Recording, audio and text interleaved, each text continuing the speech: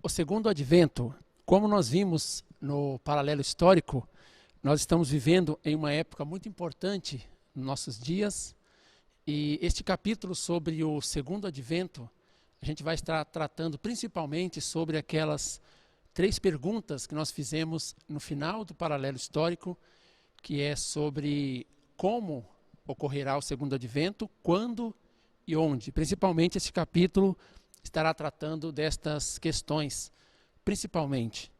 Quando nós olhamos na Bíblia, em Mateus 16, 27, está escrito claramente, né? Jesus, ele disse claramente sobre o seu segundo advento. E quando nós olhamos na Bíblia, nós encontramos algumas passagens que, aparentemente, as pessoas não podem saber sobre o segundo advento, sobre a época do segundo advento. Por exemplo, Mateus 24, 36, está escrito: ninguém sabia daquele dia e daquela hora, nem mesmo os anjos do céu. Também, Apocalipse 3, 3, está escrito: o Senhor viria como um ladrão. 2 Pedro 3, 10 também, a mesma coisa, o dia do Senhor virá assim como um ladrão de noite. Então, olhando essas passagens e muitas outras na Bíblia, dá a entender como se as pessoas não pudessem saber, como se Deus não fosse avisar sobre o tempo do segundo advento. Mas também tem outras passagens que sim, indicam que nós podemos saber sobre a época do segundo advento. Por exemplo, Amós 3,7 está escrito: certamente o Senhor Deus não faz coisa alguma sem revelar o seu segredo a seus servos, os profetas.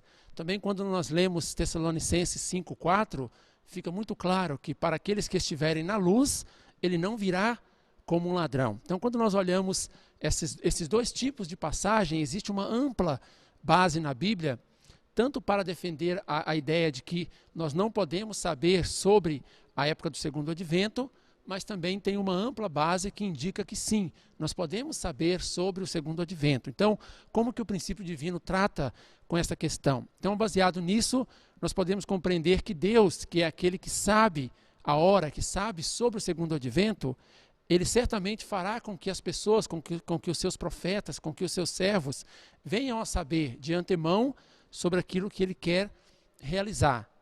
Outro ponto de vista é assim: para poder criar o fundamento para o Messias, depende da porção de responsabilidade humana. Então, a gente não pode saber claramente quando o ser humano vai cumprir a sua porção de responsabilidade completamente, mas assim que ele cumprir e o fundamento estiver estabelecido para Deus enviar o seu filho, o segundo advento, então Deus poderá avisar para as pessoas, principalmente aquelas pessoas que estiverem na luz. Quando falamos aquelas pessoas que estiverem na luz, significam aquelas pessoas que estão preparadas, com o coração e com a mente buscando, e com o coração e com a mente abertos para poder sentir e receber sobre os últimos dias. Então, quando nós olhamos na época de Jesus, 2000 anos atrás, nós percebemos que algumas pessoas estavam naquilo que a Bíblia chamou de escuridão, porque essas pessoas não souberam sobre a vinda de Jesus. Por exemplo, os fariseus, os escribas, somos sacerdotes, também os doutores da lei, mas outras pessoas estavam na luz, como a Bíblia está dizendo, estavam preparadas para poder receberem a mensagem da vinda de Jesus, como João Batista, Simão, Ana, os pastores, também os magos do Oriente. Essas pessoas estavam prontas para poder receberem a mensagem da vinda de Cristo. Então Deus, ele sempre revelou de antemão, por exemplo, o julgamento pelo dilúvio, a própria destruição de Sodoma e Gomorra, também sobre a vinda do Messias, com certeza Deus poderá avisar. Então, no tempo do segundo advento, será avisado para as pessoas que estiverem na luz, ou seja, para as pessoas que estiverem preparadas. Então, quando ocorrerá a volta de Cristo, ou quando ocorrerá o Senhor do segundo advento? Como nós estudamos no capítulo da consumação da história humana, na escatologia, nós percebemos que a época atual são os últimos dias. Então nós chamamos o tempo do segundo advento do Senhor de últimos dias, e nós sabemos que essa nossa época atual já está acontecendo, estão acontecendo aqueles fenômenos profetizados para os últimos dias. Então no nosso tempo atual, nos últimos dias, é a época do retorno de Cristo. Também do ponto de vista da providência da restauração por indenização, nós podemos entender que o Senhor virá no fim do período de 2000 anos da idade do Novo Testamento, que está restaurando por indenização o período anterior. Como nós estudamos na conferência anterior do Paralelo Histórico, está mostrando que Jesus veio depois de 2000 anos de preparação, começando a partir de Abraão. Então, depois que Jesus foi crucificado, começou um período de preparação para a volta, e nós estamos já no final desse período de 2000 anos para poder receber a volta de Cristo. Então, de acordo com o ponto de vista da providência da restauração por indenização, uma vez que a história do povo cristão está repetindo, está recuperando e restaurando por indenização a história do povo judeu, então, no final desses 2000 anos da história cristã, é que deve acontecer o retorno do Senhor do segundo advento. Também a vitória na Primeira Guerra Mundial, como nós vimos no Paralelo Histórico, em 1918, estabeleceu um bom fundamento para o nascimento do Senhor do segundo advento. Então, respondendo àquela pergunta, quando ocorrerá o retorno de Cristo? Será entre os anos de 1918 e 1930.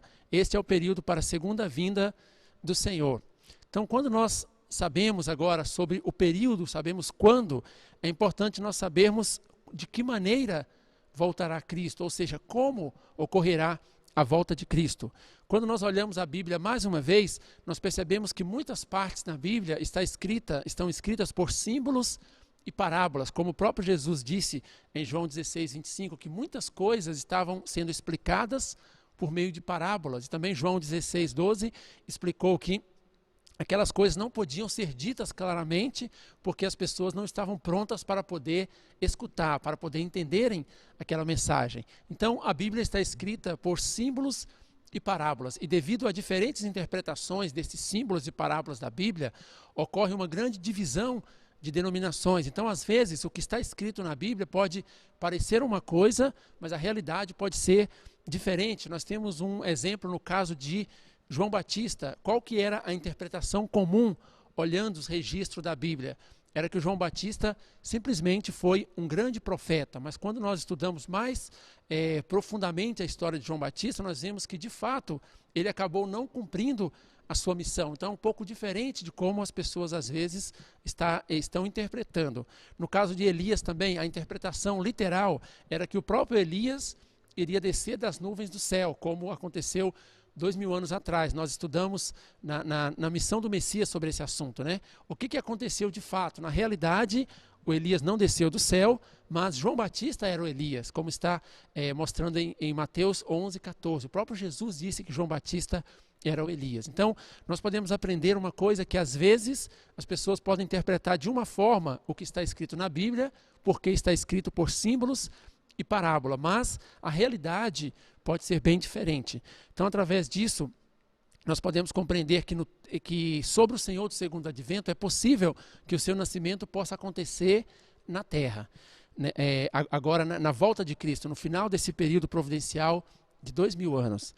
Então, olhando mais uma vez exemplos relacionados ao tempo de Jesus, ou seja, o que aconteceu 2000 anos atrás, nós podemos entender mais claramente o que pode acontecer na nossa época. Então, no tempo de Jesus, nós sabemos que Jesus, ele nasceu na terra. Então, muitas pessoas sabiam o fato de que Jesus iria nascer na terra, que Jesus nasceu na terra naquela época. Por exemplo, Herodes mandou matar todas as crianças, os meninos abaixo de 2 anos. Significa que ele estava sabendo, ele acreditava no nascimento de Jesus na terra. E, de fato, Jesus nasceu em Belém da Judéia, como está escrito em Mateus 2, 1, 6.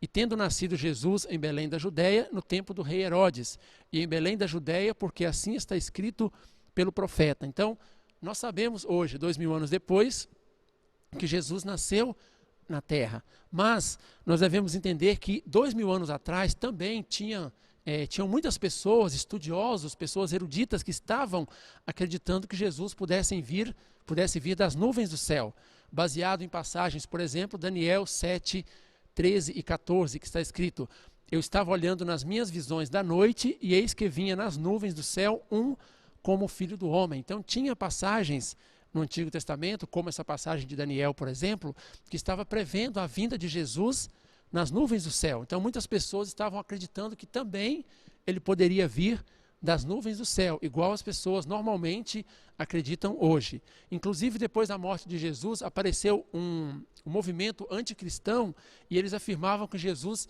não poderia ser o Messias, porque a Bíblia estava dizendo que ele deveria vir das nuvens, e eles sabiam que Jesus tinha nascido na carne. Então, por exemplo, como está registrado em 2 João 7:8, pois levantaram-se no mundo muitos sedutores que não confessam que Jesus Cristo veio na carne.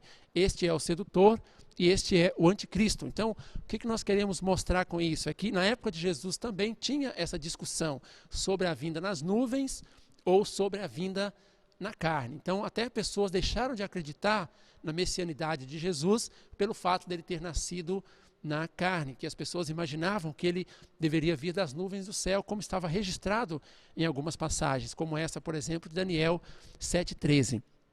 Então, quando algumas pessoas estudiosas da Bíblia, aquelas pessoas que estão buscando, né, entender os mistérios da Bíblia, quando elas se encontram com esse dilema, com esse mistério, eles estão interpretando que essa passagem de Daniel 7:13, por exemplo, está se referindo ao segundo advento. Mas quando nós vemos outras passagens na Bíblia, nós podemos perceber que todas as profecias foram feitas para se cumprir até na época de Jesus. Por exemplo, Mateus 11:13. Porque todos os profetas e a lei profetizaram até João Batista. Também Romanos 10:4. Pois o fim da lei é Cristo, para a justificação de todo aquele que crê. Então, de acordo com essa passagem, nós podemos compreender que Deus estava trabalhando, ele estava operando a sua providência para completar, para ser concluída na primeira vinda de Jesus, assim como nós vimos também na conferência da missão do Messias. Deus queria finalizar todo o seu trabalho providencial na primeira vinda. Então, ninguém imaginava a segunda vinda do Messias antes do próprio Jesus começar a falar sobre isso. Então, o povo judeu não pensava que essa passagem de Daniel 7:13 estava se referindo à segunda vinda, porque ninguém tinha uma ideia de que poderia acontecer a segunda vinda. Então, tudo isso que foi profetizado não estava falando sobre a volta de Cristo, mas sim estava falando sobre a primeira vinda, ou seja, sobre 2000 anos atrás. Então, aquela passagem, eu estava olhando nas minhas visões da noite, eis que vinha um como filho do homem. Então, na época de Jesus, nós sabemos que muitas pessoas estavam acreditando ou esperando que ele vinha das nuvens do céu, baseados nesse tipo de passagem. Mas o que aconteceu na realidade? Na realidade, ele nasceu na carne sobre a terra, como nós sabemos.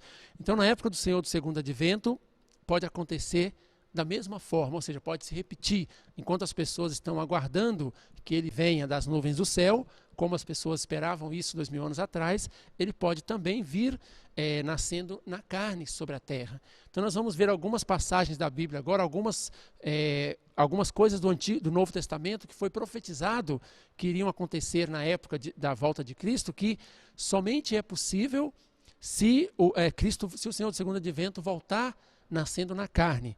Por exemplo, a primeira passagem de Lucas 17, do 24 ao 25, Jesus ele já estava prevendo o que poderia acontecer na época do segundo advento. Então ele disse, mas antes ele deve padecer muito e ser rejeitado por essa geração. Então, se por acaso o Senhor do segundo advento vier sobre as nuvens, todo mundo vai acreditar, não tem motivo para ele ser rejeitado, porque será um fenômeno único no mundo inteiro. Mas se ele nascer na terra, então ele vai ser condenado como herege e com isso ele vai sofrer várias aflições, como está dizendo na Bíblia. Significa que ele será rejeitado por essa geração, porque enquanto as pessoas estão acreditando que ele virá das nuvens, se ele vier na terra, com certeza as pessoas poderão rejeitá-lo, parecido com o caso que aconteceu 2000 anos atrás. Então, para poder realizar esta profecia da Bíblia de Lucas 17, somente é possível se o Messias vier nascendo na terra. Também Lucas 18:8, digo-vos, far-lhe-ás justiça prontamente, mas quando vier o Filho do Homem, encontrará fé na terra? Também para realizar esta profecia, essa passagem da Bíblia, somente é possível se ele vier nascendo na carne, porque se ele vier sobre as nuvens, ninguém terá coragem de faltar fé no Messias. Mas se ele vier na terra, as pessoas poderão faltar fé, porque aquelas pessoas que têm fé, estão esperando que ele venha das nuvens, essas pessoas poderão não ter fé nele. Então, essa passagem de Lucas 18:8 também somente pode ser realizada com o nascimento do Senhor do segundo advento na carne.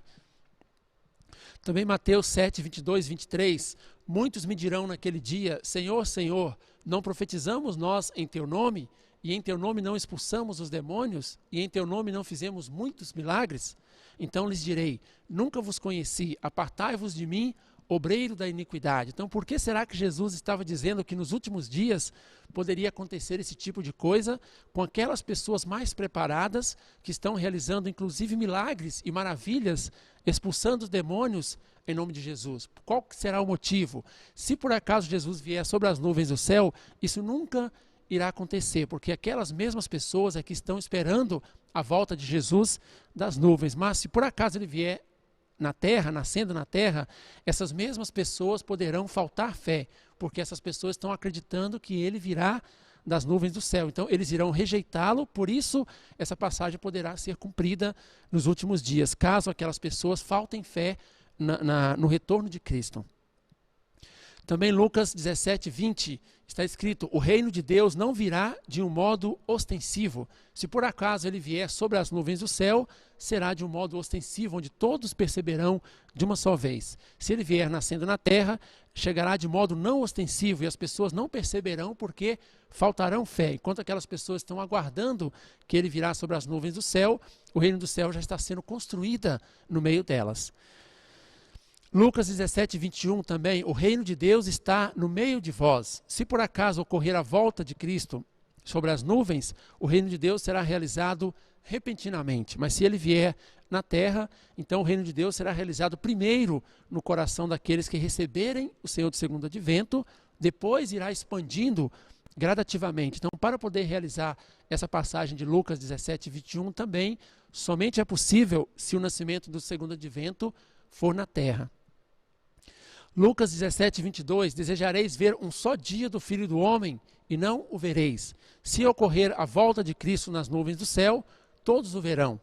Se vier na terra, mesmo que ele chegue, as pessoas não o verão, porque estarão esperando, olhando para as nuvens, esperando que ele volte das nuvens do céu. Então, para poder se cumprir essa passagem de Lucas 17, 22, também é possível apenas se o Senhor do segundo advento vier nascendo na carne, com corpo físico. Lucas 17, 23, então vos dirão: ei-lo aqui ou ei-lo ali, não deveis sair e nem seguir. Se por acaso ele vier sobre as nuvens do céu, não ocorreria esse tipo de situação.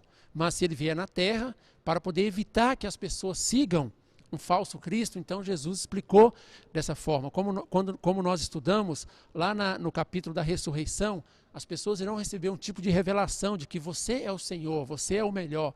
E essas pessoas poderão achar que elas são o Senhor do segundo advento. Então, se Jesus soubesse que a sua vinda fosse nas nuvens do céu, por que ele iria alertar as pessoas sobre isso? Ele poderia simplesmente dizer: olha, enquanto vocês não virem alguém vindo das nuvens, vocês não acreditam. Seria mais simples, mais fácil, mas sabendo do nascimento do segundo advento na terra, então Jesus também disse essa passagem de Lucas 17, 23, para evitar que as pessoas pudessem seguir um falso Cristo nos últimos dias.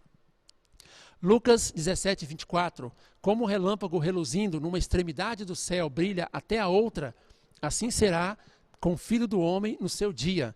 Então, na época do segundo advento, os meios de transportes e a comunicação estarão altamente desenvolvidas para transmitir a notícia da vinda do segundo advento e também para transmitir a sua mensagem, para transmitir as suas palavras. Lucas 17, 26, como aconteceu nos dias de Noé, acontecerá do mesmo modo nos dias do Filho do Homem. Como aconteceu nos dias de Noé. Nos dias de Noé, as pessoas não acreditaram em Noé quando ele começou a falar, explicar sobre o dilúvio. Então elas não entraram na arca e acabaram morrendo. Então o que pode acontecer nos últimos dias? As pessoas não acreditarão no Senhor do segundo advento por ele ter nascido na terra, e essas pessoas não entrarão na arca da verdade. Em outras palavras, essas pessoas não receberão as suas palavras, as suas mensagens na época dos últimos dias. Lucas 17, 33, todo aquele que procurar salvar a sua vida, perdê-la-á, mas todo o que perder, encontrá-la-á. O que significa esta passagem? Significa que as pessoas que quiserem seguir e servirem ao Senhor do segundo advento terão que arriscarem as suas vidas. Então, se por acaso ele vier sobre as nuvens do céu, não haverá nenhuma necessidade das pessoas arriscarem as suas vidas, mesmo aquelas pessoas mais incrédulas. Se por acaso acontecer um fenômeno mundial da vinda de Cristo diretamente das nuvens do céu, isso será uma maravilha e todas as pessoas acreditarão no mesmo momento, mesmo aquelas pessoas sem fé. Mas se ele nascer na terra, o Senhor do segundo advento receberá perseguição como um herege, assim como Jesus recebeu 2000 anos atrás, principalmente do povo escolhido, que era um povo judeu. Então as pessoas precisarão arriscar a vida para poder segui-lo. E aquelas pessoas que estiverem dispostas a fazerem isso, essas pessoas viverão, como está dizendo na Bíblia. Então, de acordo com todas essas 10 passagens que nós analisamos agora, é possível acontecer somente se a volta de Cristo for nascendo na terra. Quando nós lemos Apocalipse 15, 5, está dizendo: ela deu à luz a um filho, varão, que havia de reger todas as nações com vara de ferro, mas o seu filho foi arrebatado para junto de Deus e do seu trono. Então, esse filho varão que nasce dessa mulher que está escrito em Apocalipse é o Senhor do segundo advento. Será arrebatado para junto de Deus e do seu trono e regerá as nações com as palavras de Deus. Quando fala vara de ferro, significam as palavras de Deus. Então, esse filho é o Senhor do segundo advento, que vai nascer na terra como Rei dos Reis e vai realizar o reino dos céus, primeiro na terra e depois no céu. Será que o segundo advento, será que é a vinda de Jesus por meio do Espírito Santo? É outro levantamento que às vezes as pessoas estudiosas da Bíblia podem fazer. Será que a volta de Cristo não será somente uma vinda espiritual através do Espírito Santo para poder viver nos corações daquelas pessoas que creem? Então, desde a época do Pentecoste até os dias de hoje, sempre está acontecendo isso. Aquelas pessoas bem preparadas de coração estão recebendo a inspiração de Jesus em seus corações através do Espírito Santo. Então, se fosse isso, já teria sido realizada 2000 anos atrás a volta de Cristo. Então, a vinda de Jesus por meio do Espírito Santo para viver no coração dos cristãos não significa não significa a volta de Cristo, não significa o Senhor do segundo advento. Será que a vinda de Jesus também, será que pode ser uma vinda espiritual? Se fosse uma vinda espiritual, também já teria sido realizada, porque Jesus está livremente visitando e ensinando aqueles crentes com alto nível espiritual. Então, se por acaso fosse apenas uma vinda espiritual, já teria sido realizada também 2000 anos atrás. Não precisaríamos esperar tanto tempo pela época do segundo advento. E mesmo que os discípulos de Jesus estavam se encontrando com Jesus constantemente, de forma espiritual, eles ainda esperavam o dia do segundo advento. Então, Apocalipse 22, 20, Jesus disse ao apóstolo João: certamente venho em breve. E João disse: amém, vem Senhor Jesus. Então, o apóstolo João sempre recebia a visita espiritual de Jesus. E nem Jesus, nem o apóstolo João estavam considerando que aquela aparição espiritual era a segunda vinda. Então, na época do segundo advento, deve ocorrer a sua volta, nascendo na carne. O Senhor volta à terra, nascendo na carne, da mesma forma que aconteceu na primeira vinda.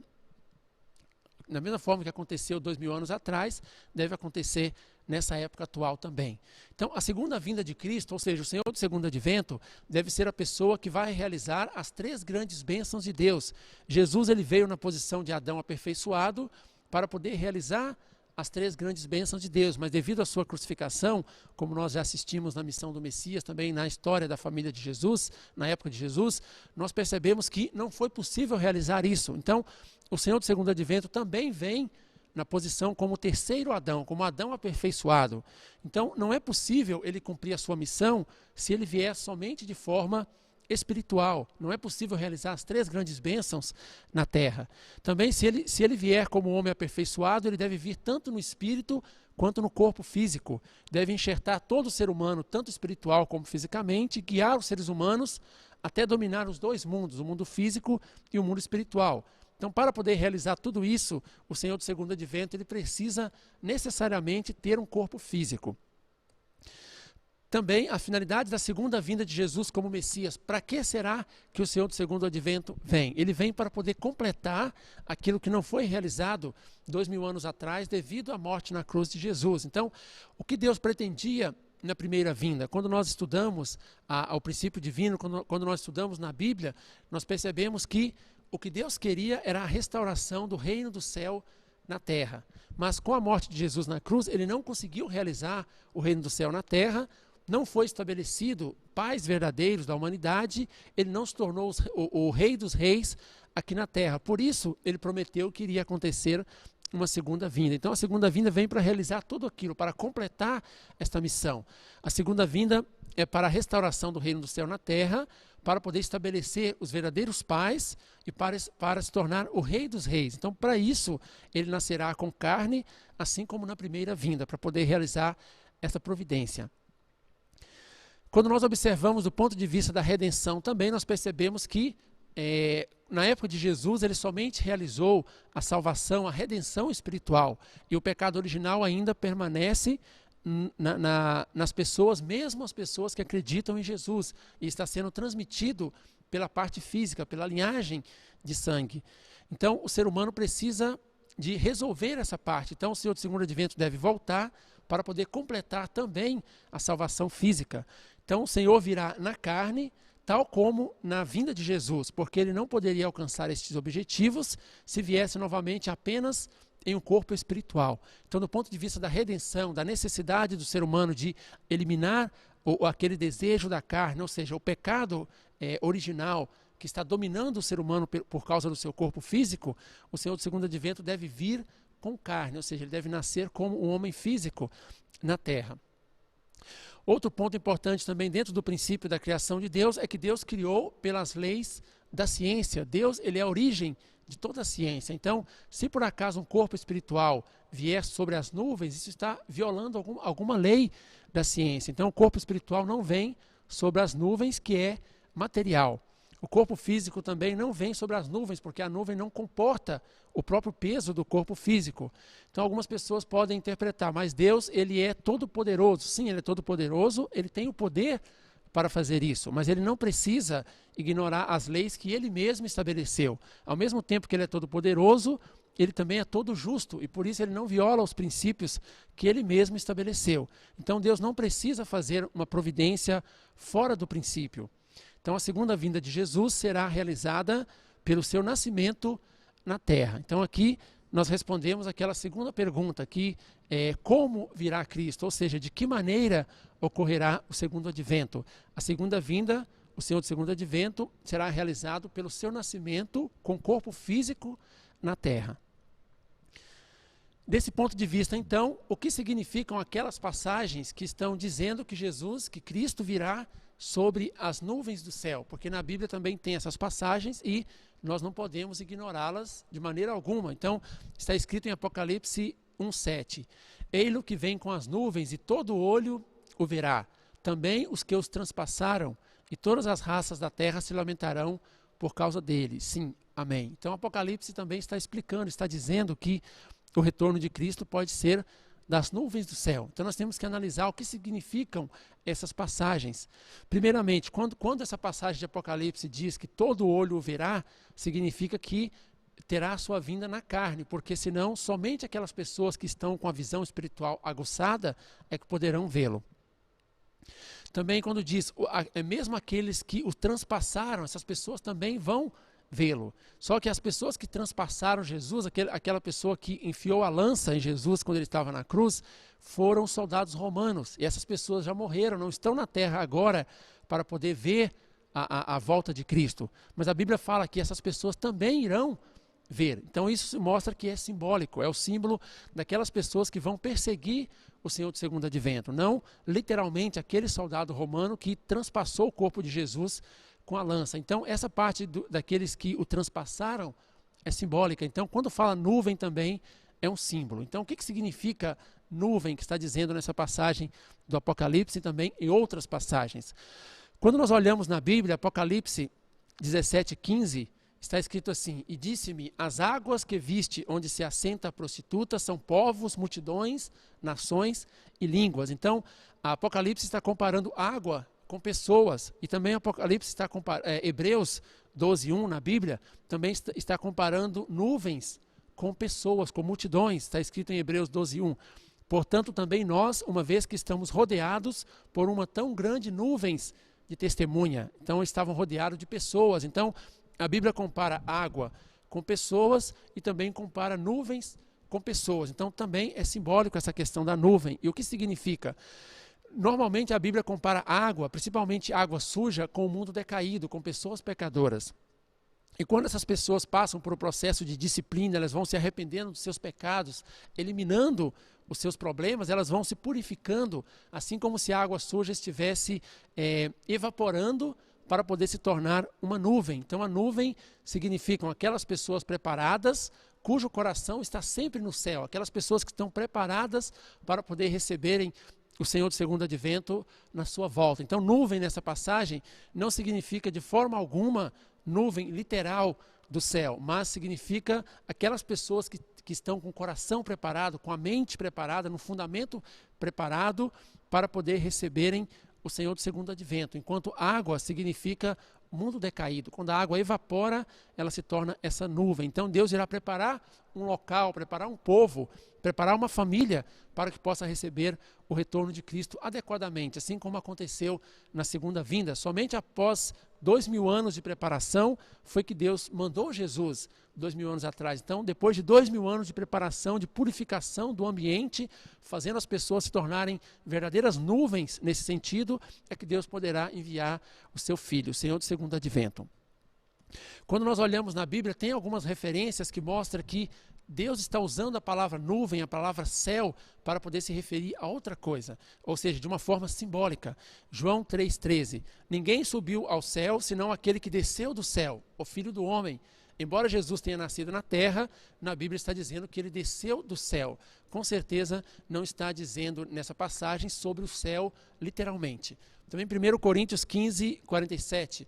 O primeiro homem, que é Adão, tirado da terra, é terreno. O segundo homem, Jesus, é do céu. Então está dizendo mais uma vez que Jesus é do céu, mas não é do céu literalmente, mas com aquele significado que nós explicamos agora. Então, por que será que Jesus disse que ele poderia vir sobre as nuvens do céu? Tem duas razões por que Jesus disse. Primeiro, para impedir a ilusão dos anticristos. Nós temos que lembrar o que nós estudamos lá na conferência, na explicação sobre a ressurreição, que estava dizendo que um dos fenômenos dos últimos dias era que as pessoas iriam sentir que eles eram o Senhor. Eles iriam receber até a revelação de Deus de que você é o Senhor. E essas pessoas, por não entenderem corretamente a providência de Deus, por não entenderem o princípio de Deus corretamente, essas pessoas poderiam entender que eles eram a volta de Cristo ou o Senhor do segundo advento. Então, com essa ideia de que voltar nas nuvens do céu, Jesus estava impedindo a ilusão dos anticristos, também para poder incentivar os santos que estavam em dificuldades. Então, naquela época, os discípulos de Jesus estavam começando a levantar o fundamento cristão, estavam sofrendo martírios, estavam sendo queimados ainda, jogados nas covas de leões, então estavam passando a máxima dificuldade para poder levantar o fundamento cristão para depois acontecer a volta de Cristo. Então, nesse momento, Jesus queria incentivar para que eles tivessem força espiritual para poder conseguir levantar esse fundamento. Jesus não somente indicou como se ele viesse das nuvens do céu, mas ele também indicou como se o seu retorno fosse ser rápido.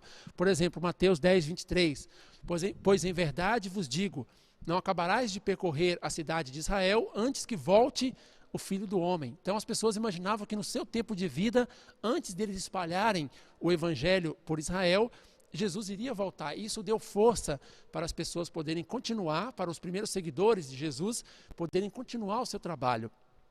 Também, João 21:18-22, quando Jesus falou para Pedro de seu martírio próximo, este perguntou a Jesus o que seria do discípulo João. Então Jesus replicou: que te importa se eu quero que ele fique até que eu venha? Então, as pessoas imaginaram que no tempo de vida de João, do discípulo João, Jesus poderia voltar. Isso foi para dar força para aquelas pessoas poderem continuar, para dar uma esperança para eles não desistirem da sua pesada missão de estabelecer o fundamento do cristianismo.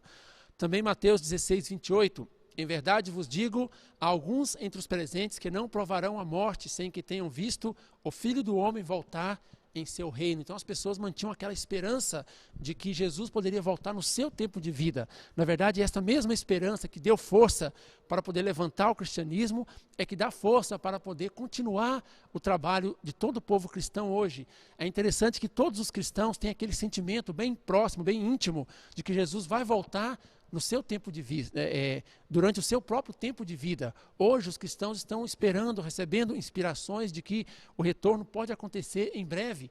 Os cristãos de 200 anos atrás, a mesma coisa, tinha aquele sentimento de que o retorno de Cristo estava próximo. Então Jesus vem alimentando, aumentando esse sentimento no coração de cada cristão para que ele possa cumprir a sua responsabilidade, possa superar as dificuldades para poder criar o fundamento adequado para receber o segundo advento. Este é o motivo porque Jesus de alguma forma indicou como se ele fosse voltar sobre as nuvens do céu. Nós temos uma referência muito importante de duas coisas que aconteceram no passado, onde as pessoas imaginavam de uma forma e acabou acontecendo de outra forma. Então nós podemos aprender com o que aconteceu no passado e com isso perceber o que pode acontecer no nosso tempo também. Primeiramente é o caso de Elias e João Batista. Como que as pessoas estavam imaginando? Qual que era a expectativa do povo judeu sobre o retorno de Elias? Como nós estudamos na missão do Messias, eles imaginavam que o mesmo Elias iria descer do céu, com o mesmo nome, o mesmo rosto, que o próprio Elias, a mesma personalidade, a mesma nacionalidade. Eles esperavam que o Elias iria descer do céu. Mas como nós vimos, o que aconteceu na realidade é que o Elias não desceu do céu literalmente, mas João Batista era o Elias, com outra aparência, outro rosto, outra personalidade, somente tinha a mesma missão. Então as pessoas imaginavam de um jeito e aconteceu de outro jeito. Então Jesus disse, João Batista é o Elias, nasceu de uma mulher como homem e também com corpo físico e espírito na terra. Com relação a Jesus, a mesma coisa. Qual que era a expectativa do povo judeu sobre a vinda de Cristo, baseado naquelas passagens de Daniel 7,13, como nós já mencionamos aqui? Eles esperavam que o mesmo Jesus, quer dizer, que o próprio Messias fosse descer do céu, literalmente. Mas o que aconteceu na realidade é que não desceu do céu literalmente, mas nasceu na terra como um bebê, com corpo físico e com espírito. Nasceu de uma mulher na terra. Então, qual lição nós podemos tirar desses dois acontecimentos, dessas duas situações que aconteceram 2000 anos atrás, para saber o que pode acontecer também nos últimos dias? Então, na época do Senhor do Segundo Advento, qual que é a expectativa das pessoas? Qual que é a expectativa, principalmente dos cristãos? É que o próprio Jesus deve descer do céu, com o mesmo nome, com o mesmo rosto, com a mesma personalidade, a mesma nacionalidade. Então, essa é a expectativa. Na realidade, pode acontecer diferente. Ele pode nascer como um bebê na terra, com corpo e também com espírito, com outro nome, outro rosto, outra aparência e outra personalidade. Então, não vai acontecer a descida do céu literalmente. Na verdade, isto é um símbolo, como nós podemos ver em Apocalipse 3:12. Ele vai nascer de uma mulher na terra para dar a salvação, tanto física quanto espiritual. Então, aquela segunda pergunta que nós falamos, como vai acontecer, de que maneira vai acontecer o retorno de Cristo? É através do seu nascimento na terra, com corpo físico e espírito, para dar a salvação tanto no sentido físico, também no sentido espiritual. Então, nós já tratamos sobre duas das principais questões e agora nós vamos falar sobre a terceira, onde voltará Cristo? Será que o ser humano pode saber? Na época de Jesus, para aquelas pessoas que estavam preparadas, Deus revelou claramente, falou, e de ti, Belém da Judéia, sairá o Messias. Então, as pessoas eles estavam sabendo de antemão de onde o Messias iria nascer 2000 anos atrás. Será que no nosso tempo também nós podemos saber sobre isso? Será que Deus irá nos avisar, como está escrito naquela passagem onde ele disse que Deus não faz coisa alguma sem revelar antes os seus segredos aos profetas, às pessoas, aos seus servos? Então, será que nós podemos saber? Primeiro, vamos responder uma pergunta. Será que Cristo virá entre o povo judeu? Quando nós olhamos algumas passagens da Bíblia, nós podemos interpretar que talvez ele poderá vir dentro do povo judeu. Por exemplo, Apocalipse 7:4. No tempo do segundo advento, o número dos selados seria 144 mil dentre todas as tribos dos filhos de Israel. Também Mateus 10, 23. Pois em verdade vos digo, não acabareis de percorrer a cidade de Israel antes que volte o Filho do Homem. Mateus 16, 28 também. Em verdade vos digo, há alguns entre os presentes que não provarão a morte sem que tenham visto o Filho do Homem voltar em seu reino. Então, vendo essas passagens, as pessoas interpretaram que talvez Jesus poderia voltar entre o povo judeu. Mas quando nós olhamos na Bíblia, Mateus 21, 23, está explicando sobre a parábola da vinha. Quando nós percebemos isso, nós podemos entender claramente que não tem a possibilidade de Cristo voltar entre o povo judeu. Então, o que está escrito na parábola da vinha, de forma resumida, fala assim que uma pessoa, um vinhateiro, ele comprou um local e chamou alguns trabalhadores para poder trabalhar na sua vinha.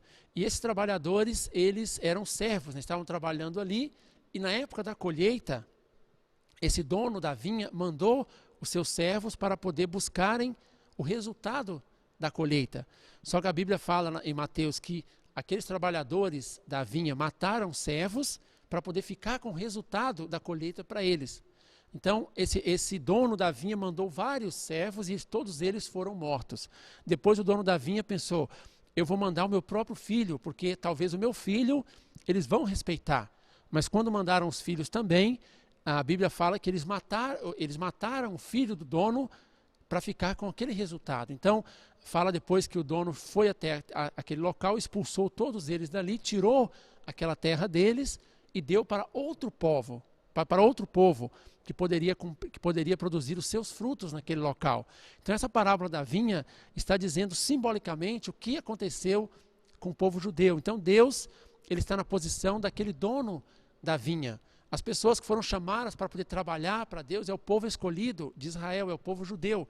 E os servos de Deus foram os profetas. E, infelizmente, o povo de Israel, eles apedrejavam, eles mataram muitos dos profetas que Deus mandou para poder preparar o caminho. Como o próprio Jesus falou, a qual dos profetas os vossos pais não apedrejaram, até mataram aqueles que estavam previndo a vinda do justo. Então, eles mataram o servo. Depois Deus mandou o seu próprio filho, que é Jesus, mas mesmo o próprio filho, o povo judeu também entregou para a crucificação, ou seja, matou o filho de Deus. Então, como a Bíblia fala, o dono tirou a terra daquele povo e deu para outro povo que poderia produzir verdadeiramente os seus frutos. Então, Deus ele tirou a qualidade, o qualificativo de povo escolhido do povo judeu e colocou em outro povo, que no caso são os cristãos. Então, depois que o povo judeu entregou Jesus para a crucificação, o povo cristão herdou a missão de povo escolhido. Então, Jesus não tem como vir mais no meio do povo judeu, mas ele deve vir no meio do povo cristão. Porque Jesus disse que o Senhor viria então de novo aos filhos de Israel, ou seja, no meio do povo cristão. Quando nós falamos Israel, não significa literalmente os descendentes físicos, mas significa aquele que venceu. Lembrando quando nós estudamos a família de Abraão, como que Jacó ganhou esse nome lutando com o anjo, ele prevaleceu na luta, no trabalho de Deus, então ele ganhou o nome de Israel, que significa aquele que prevaleceu, aquele que venceu. Então, Israel não é literalmente para descrever aqueles descendentes físicos de Abraão, de Isaac e Jacó. Como nós podemos ver Mateus 3, 9. João Batista disse aos judeus, não digais dentre vós, não temos a Abraão por pai, pois eu vos digo, Deus é poderoso para suscitar destas pedras filhos a Abraão. Também Romanos 2, 28. São Paulo disse, não é verdadeiro judeu aquele que o é exteriormente, nem verdadeira circuncisão a que aparece exteriormente na carne, mas é judeu aquele que o é interiormente, e verdadeira circuncisão é a do coração, segundo o Espírito e não segundo a letra. Também Romanos 9,6, nem todos os que descendem de Israel são verdadeiros israelitas. Então, de acordo com essas passagens na Bíblia, nós percebemos que Deus pode usar essa palavra Israel em um âmbito muito mais amplo do que simplesmente os descendentes físicos de Abraão, de Isaac e de Jacó. Então, os cristãos que herdaram a missão de povo escolhido, eles podem ser chamados de Israel também, ou seja, eles podem ser chamados de segundo Israel. Então, por esse motivo, Jesus disse que poderia voltar no meio do povo de Israel. Cristo voltará em uma nação oriental. Quando nós observamos na Bíblia, nós podemos perceber que existem algumas indicações de que Cristo voltará em uma nação oriental. Qual nação, pois, será a sucessora da herança de Deus e produzirá os seus frutos? A Bíblia nos mostra que essa nação está no Oriente. Quando nós olhamos Apocalipse 7, 2, depois que Jesus abriu o sexto selo, outro anjo subiu do Oriente com o selo do Deus vivo e selou os servos escolhidos de Deus em suas frontes, e o número de selados era de 144 mil. Está também escrito que lá estava o Cordeiro, o Senhor, e com ele 144 mil que tinham sido selados. Apocalipse 14, 1. E vi outro anjo subir da banda do sol nascente, ou seja, do Oriente, e que tinha o selo do Deus vivo. Quando nós ouvimos Deus vivo, nós podemos interpretar como o Messias, o Filho de Deus aqui na terra. Quando Jesus estava na terra, ele era o Deus vivo aqui na terra. E chamou com grande voz aos 4 anjos, a quem fora dado o poder de danificar a terra e o mar. Apocalipse 7, 2. Então, de acordo com a Bíblia, como nós estudamos até agora, Cristo não virá no meio do povo de Israel, mas virá no meio do povo cristão. E também virá do lado oriental do mundo. Então, Cristo nascerá em um país do Oriente, ou seja, do nascente do sol, como a Bíblia está indicando. Então, qual dentre as muitas nações do Oriente será tal nação? Qual dentre as nações do Oriente? Primeiro, as nações do Oriente, historicamente, não seguiram 100% o cristianismo. Então, reduz o número das nações do Oriente para poder analisar. Então, quando nós podemos estudar e ver algumas evidências de que essa nação do Oriente é a Coreia. Como nós podemos saber disso? Naquela época, entre 1918 e 1930, que é chamado o período, né, da volta de Cristo, como nós já estudamos no paralelo histórico e também já estudamos nessa conferência, existiam 3 possibilidades, que era o Japão, a China e a Coreia. Só que tanto o Japão quanto a China, naquele momento, eles estavam localizados providencialmente do lado de Satanás, porque o Japão, ao longo da sua história, ele adorou o deus Amaterasu Mikami, e quando ele entrou no período do segundo advento, ele entrou como uma nação totalitária e também estava perseguindo o cristianismo da Coreia, que era o povo escolhido, estava perseguindo os próprios cristãos. Então não tem como o Filho de Deus vir numa nação que é inimiga. Imagina na época de Jesus, enquanto uma nação estava perseguindo o povo judeu, se Deus iria mandar Jesus nascer naquela nação. Então o Japão estava nessa mesma situação. A China também, nesse período, estava sendo seduzida pelas ideias comunistas e depois se tornou uma nação comunista e também ateu. Então, é impossível o Filho de Deus vir naquele momento. Então, naquela época, entre 1918 e 1930, apenas a Coreia cumpria todos os requisitos para o retorno. Então, a Coreia ela tem um fundamento cristão desde 1794, a Coreia foi invadida 82 vezes e é uma nação que nunca invadiu a outra nação dentro dos seus 4.000 anos de história. Então, isto coloca a Coreia do lado de Deus, providencialmente representando o lado de Deus e fazendo com que seja possível o nascimento do Senhor do segundo advento. Então, essa nação do Oriente, onde ocorre o retorno de Cristo, é a Coreia. Quais são as condições que essa nação deve cumprir? Nós sabemos que antes de Deus enviar Jesus, e também para começar o fundamento cristão, Deus preparou tanto o primeiro Israel quanto o segundo Israel, que é o povo judeu e também o povo cristão. E eles tiveram que passar por vários períodos de indenização dentro da providência para que se tornasse o povo escolhido, preparado para Deus fazer a sua providência. Então, se a Coreia for a nação escolhida de Deus para esta época, então a Coreia também deve fazer essas condições, deve cumprir essas condições exigidas pela providência de Deus. Então, a primeira condição é o fundamento de 40 dias para separação de Satanás. O primeiro Israel, que é o povo judeu, eles passaram 400 anos de escravidão no Egito. O segundo Israel, que são os cristãos, eles passaram 400 anos de perseguição sob o Império Romano, como nós estudamos. Também o terceiro Israel, que é a Coreia, ela passou durante 40 anos de perseguição sob o Império Japonês. Então tem que passar um período de perseguição relacionado ao número 40. Como nós vimos no princípio da restauração, estudamos sobre as famílias, nós percebemos que essa separação significa a separação de Satanás. Então, a nação da Coreia, entre o ano de 1905 até 1945, ela foi anexada pelo Império Japonês e eles queriam destruir a vida, os direitos humanos, mudar o nome, a religião, a língua, acabar com o direito, com a política, a diplomacia, a economia. Estavam privando da liberdade, aprisionando e matando os patriotas, colocando fogo e obrigando a adorar e a seguir o shintoísmo. E as principais pessoas que estavam sofrendo nessa época de 40 anos na Coreia eram os cristãos coreanos, que estavam ali com fé em Jesus. Então, nesse período de tempo, o Japão fez essa função. Durante 40 anos, a Coreia estava sofrendo sob o Império Japonês. Então, a Coreia cumpriu essa primeira condição do fundamento de 40 dias para a separação de Satanás. Outra condição importante também que deve ser cumprida: essa nação deve ser a linha de frente entre Deus e Satanás, ou seja, tanto Deus quanto Satanás deve ter muito interesse dentro da nação. Então, mesmo a Coreia sendo uma nação pequena, dentro da Coreia existe a linha em que Deus mais ama e a linha que Satanás mais odeia. Dentro da Coreia existe a luta, no paralelo 38, entre o mundo democrático e o mundo comunista, que é a Coreia do Sul e a Coreia do Norte.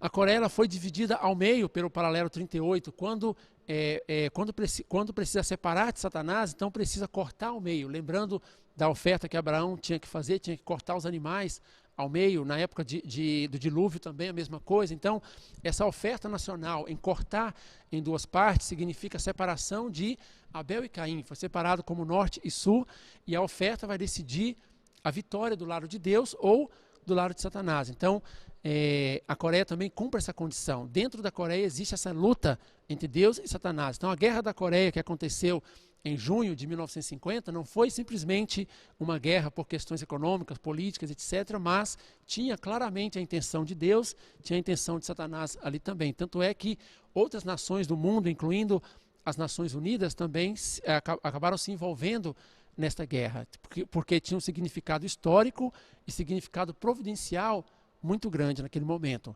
Então, a Guerra da Coreia foi essa luta entre Deus e Satanás. Outra condição importante: essa nação deve ser o objeto do coração de Deus. Deus ele sempre passou por um caminho de sangue, suor e lágrimas durante o seu trabalho providencial. Então, a Coreia também, durante toda a sua história, sempre foi um povo bom. Durante seus 4.300 anos de história, é uma nação que nunca invadiu outra nação para começar uma guerra. A primeira natureza do lado de Satanás é uma natureza de invasão. Então, nesse caso, o povo coreano, eles se colocam do lado de Deus. Também uma natureza com dom religioso. A Coreia tem um caráter nacional que sempre preza a lealdade, devoção filial, a virtude e também o respeito a Deus.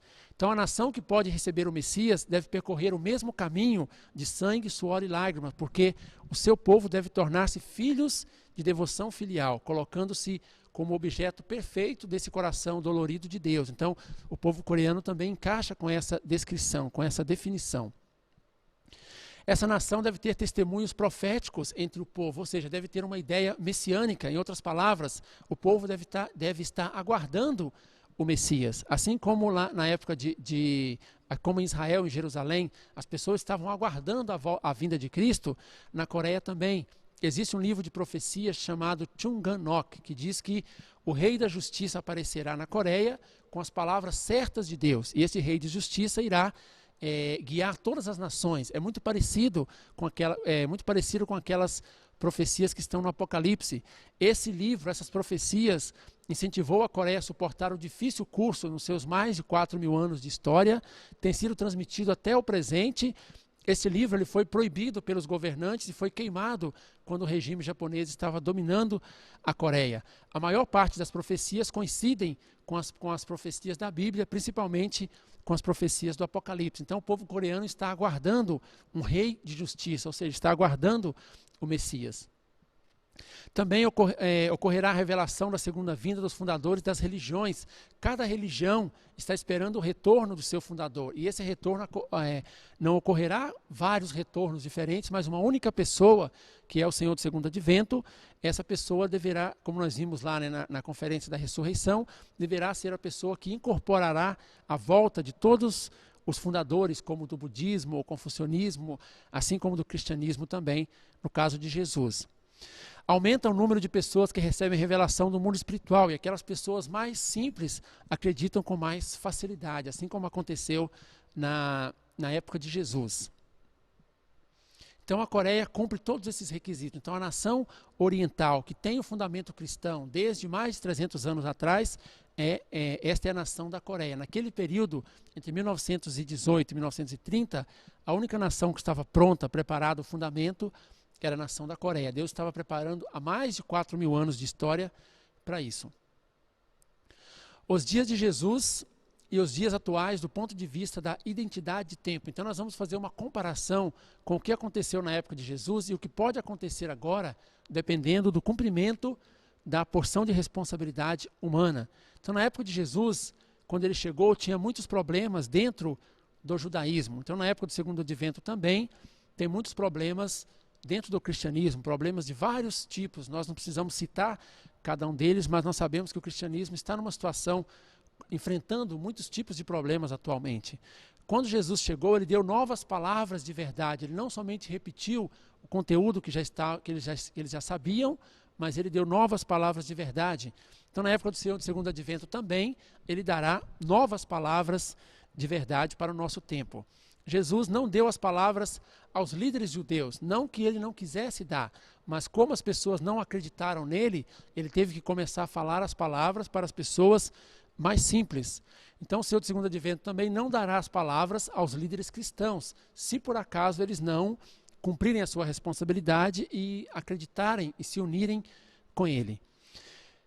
Na época de Jesus, eles não deram atenção e entregaram Jesus à crucificação e continuaram as suas vidas de fé normalmente, mas eles não sabiam que este mesmo caminho estavam conduzindo para um triste destino. Foi o que aconteceu depois da morte e também aconteceu com o povo judeu na sua história. Então, na época do segundo advento, se por acaso os cristãos rejeitarem o Senhor do segundo advento, o mesmo caminho que antes os estavam conduzindo para o céu, poderá conduzi-los também a um triste destino. Então, todos nós vivendo nesse tempo dos últimos dias, nós estamos em um momento muito importante, mas ao mesmo tempo nós estamos em um momento muito perigoso, arriscado, porque se nós dermos um passo em falso, por exemplo, negando as palavras de verdade, quando o Senhor do segundo advento retornar, negando o próprio Senhor do segundo advento, poderá acontecer da mesma forma que aconteceu com aqueles líderes judeus, com o povo judeu na época de Jesus. Então nós somos muito abençoados por viver nessa época de transição, mas ao mesmo tempo nós temos que estar sempre vigilantes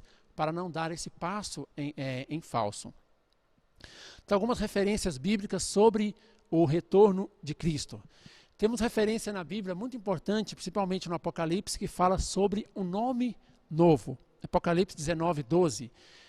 E os seus olhos eram como chama de fogo, e sobre a sua cabeça havia muitos diademas, e tinha um nome escrito que ninguém sabia, senão ele mesmo. Também Apocalipse 19:16. E na veste e na sua coxa tem escrito este nome: Rei dos Reis, Senhor dos Senhores. Apocalipse 2:17. Quem tem ouvido, ouça o que o Espírito diz às igrejas. Ao vencedor darei eu a comer do maná escondido, e dar-lhe-ei uma pedra branca, e na pedra um novo nome escrito, o qual ninguém conhece, senão aquele que o recebeu. Então, temos várias referências na Bíblia que está mostrando sobre um novo nome. Então, com certeza não se chamará Jesus Cristo, como 2000 anos atrás, mas será um novo nome, como está explicando na Bíblia. Também temos referência bíblica sobre o casamento do Senhor do segundo advento, ou seja, as bodas do Cordeiro. Está escrito em Apocalipse 19:6 e 8. E ouvi como que a voz de uma grande multidão, e como que a voz de muitas águas, e como que a voz de grandes trovões, que dizia: Aleluia, pois já o Senhor Deus Todo-Poderoso reina. Regozijemo-nos e alegremo-nos e demos-lhe glória, porque vindas são as bodas do Cordeiro, e já a sua esposa se aprontou, e foi-lhe dado que se vestisse de linho fino, puro e resplandecente, porque o linho fino são as justiças dos santos. Então, no Apocalipse nós temos referências sobre que o Senhor do segundo advento irá casar, irá ter uma esposa, construir uma família na terra, e também com um novo nome. Para finalizarmos essa sessão, a causa da confusão das línguas e a necessidade de sua unificação. Então, se o homem tivesse aperfeiçoado, teria estabelecido um mundo de uma grande família humana sob Deus, e todos falariam uma só língua, como uma só família unida. Mas como aconteceu a queda, então rompeu essa relação vertical com Deus e causou uma confusão na língua dos seres humanos, porque está escrito em Gênesis 8:17, a questão da Torre de Babel, que nós conhecemos, que eles queriam exaltar a vontade de Satanás. Então Deus confundiu a língua deles para que eles pudessem, para poder evitar isso. Então, na restauração, para poder estabelecer o mundo ideal através do Senhor do segundo advento como verdadeiro pai, ou como verdadeiros pais da humanidade, é preciso mais uma vez a unificação de todas as línguas para poder, desta vez, exaltar a vontade de Deus dentro do reino do céu. Então, deste modo, toda a humanidade tornar-se-á um único povo que fala a mesma língua, estabelecendo assim um mundo unificado de uma só cultura. Muito obrigado.